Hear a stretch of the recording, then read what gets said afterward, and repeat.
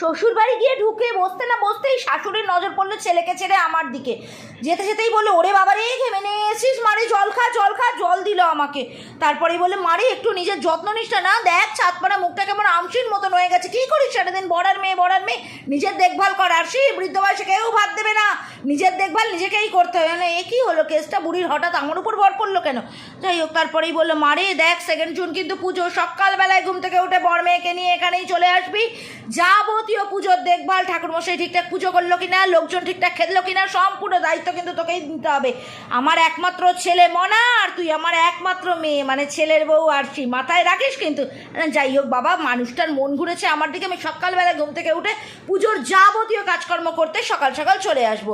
বেরোনোর আগে বললো কি জানেন, হ্যাঁ আরশি শোন, 1000-20 টাকা কিন্তু তাড়াতাড়ি মানি ট্রান্সফার করে দিস, পুজোর যাবতীয় দায়িত্ব তো তোকেই নিতে হবে না। হায় রে মরণ দশা, টাকাকেই ভালোবাসা।